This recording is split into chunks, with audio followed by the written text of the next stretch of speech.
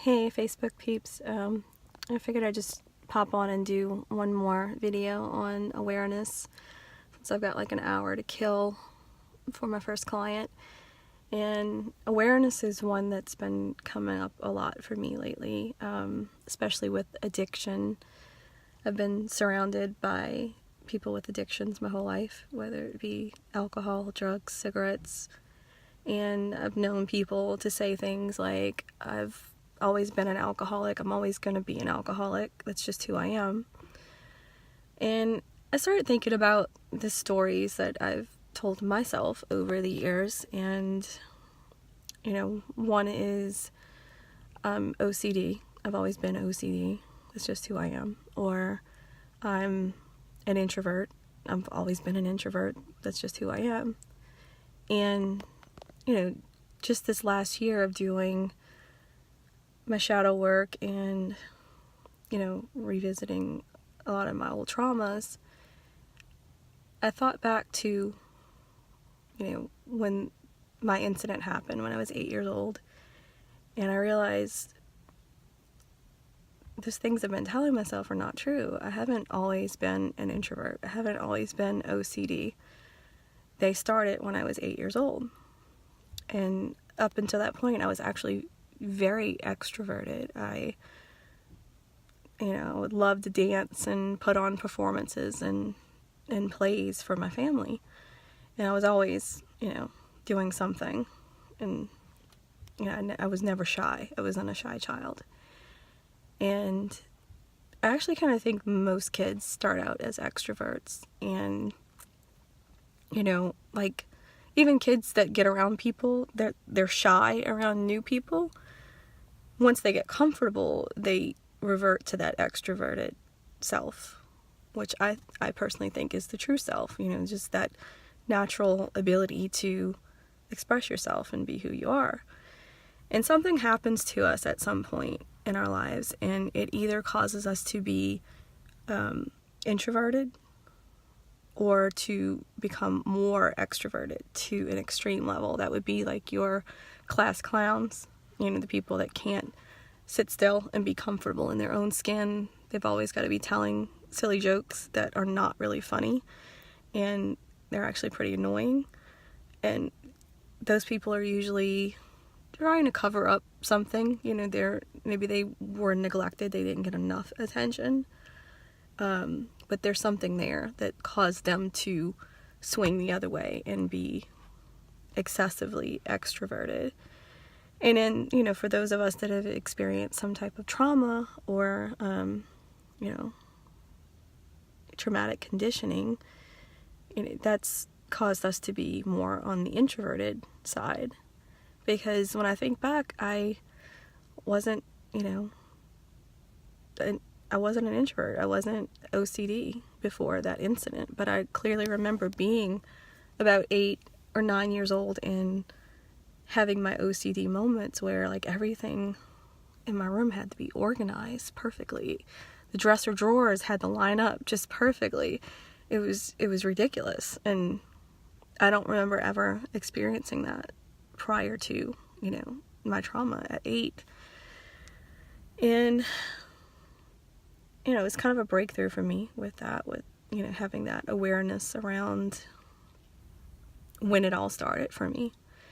And so I think, with anything, when people have these stories like, this is who I am, and when you look at your addictions, when you look at your negative behaviors, stop and think back to the defining moment, the thing that started it all, and see if you can remember who you were before that incident, because that is your true self.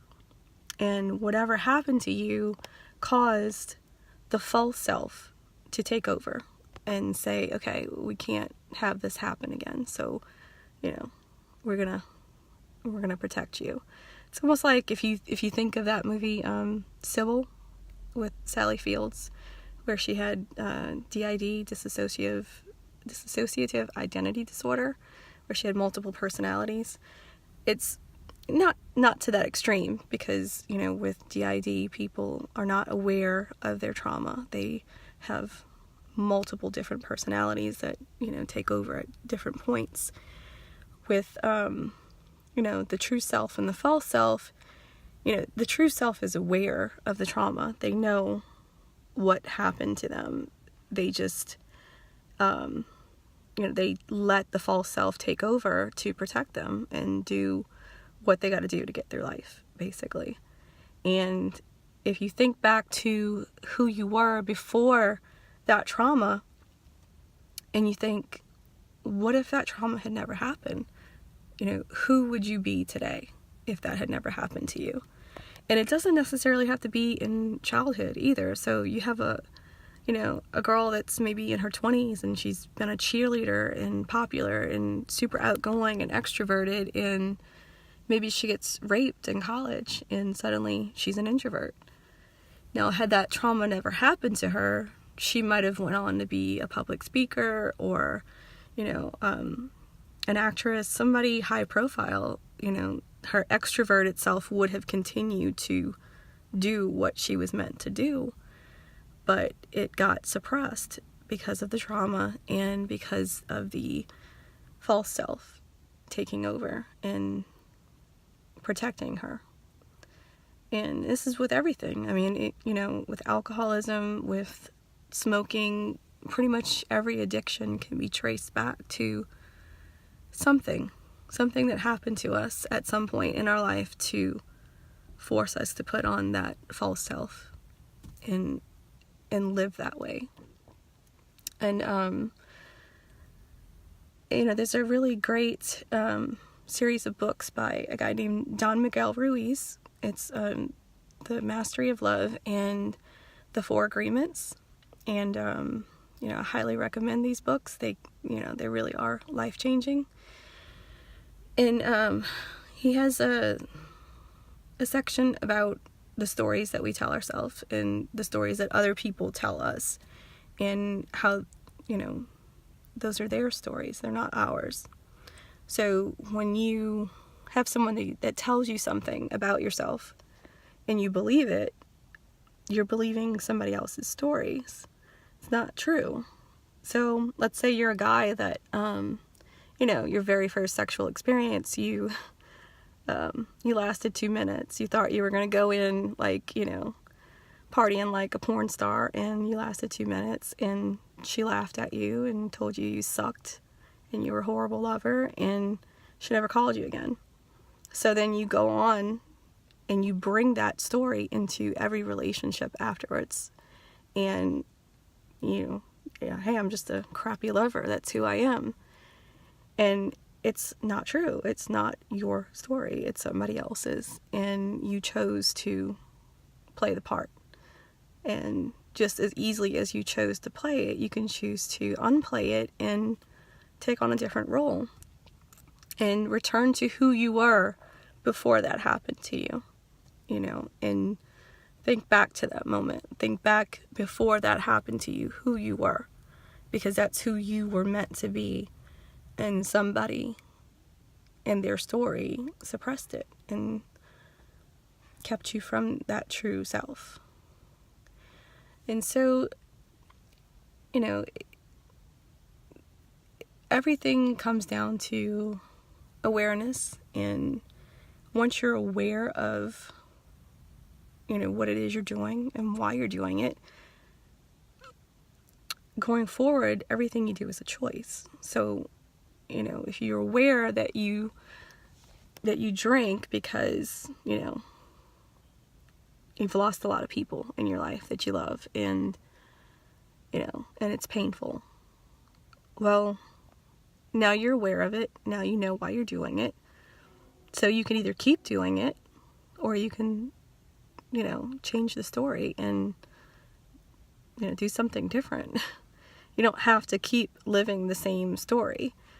But this is why people don't even like to do their shadow work. They don't even like to explore, you know, why it is they do what they want to do. They don't want awareness around themselves because they know that it's going to be harder to look at themselves in the mirror when they know why they do what they do. It's just easier to believe the story that this is who I am. I'm an alcoholic. I was born this way. It's in my genes. Everybody in my family is an alcoholic. So they can keep living their story. And it's with anything, if you get a disease and you don't have awareness of it until it's too late, and they catch it in the final stages, like the end stages of cancer, you're probably going to die, and if you caught it sooner, they could have treated it and you'd be okay. And that's with anything. That's why they tell you, do your breast exams every month, because, if there's something there, you catch it early, you'll probably be okay. But you wait until it festers and you may not be okay. And so that's pretty much the same with any addiction.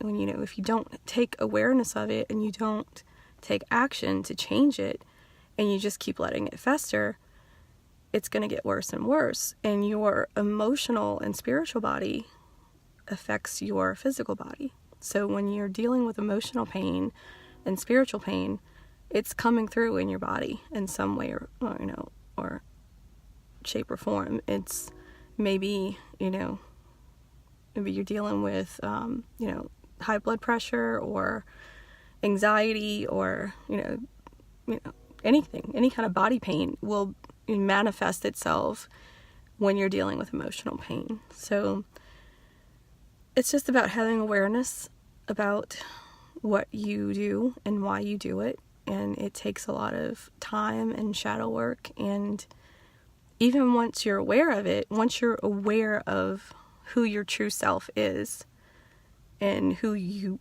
were before that thing happened to you, you're not going to suddenly be integrated. It's not going to suddenly be like, oh, now I know, now I'm fine, now everything's great.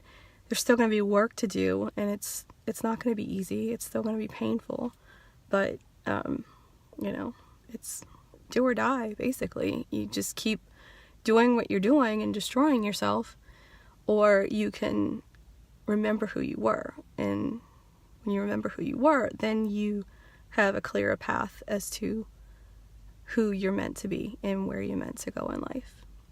So that's my take on awareness, the second point of Tantra.